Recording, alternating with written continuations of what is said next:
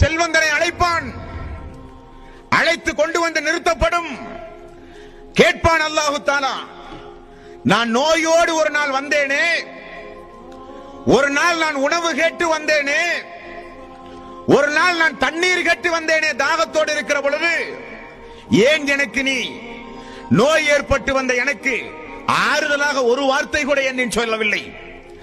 பசியோடு வந்த எனக்கு ஏன் நீ பசியை போக்குகிற வழியில் உணவு தரவில்லை? தாகத்தோடு வந்த எனக்கு ஏன் தண்ணீர் தரவில்லை என்று அல்லாஹ் கேட்பானாம். இந்த அடியான், யா அல்லாஹ் எப்பொழுது நீ வந்தாய்?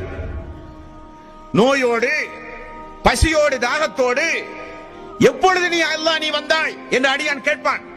அப்ப அல்லாஹ் நினைவுபடுத்துவான், என்னுடைய ஒரு அடியான் உன்னுடைய தெருவில், உன்னுடைய வீட்டுக்கு அருகில், உன்னிடத்தில் தொழில் செய்கிற ஒரு தொழிலாளராக என்னுடைய அடியான் சிரமப்பட்டானே நோயோடு, அவனை கண்டுங்காணாமல் நீ வாழ்ந்தாயே, அவனை புறக்கணித்தாயே, அவனுக்கு நீ அந்த உபகாரம் செய்திருந்தால் அது எனக்கு செய்ததாக நான் எடுத்திருப்பேன். Download ShareChat.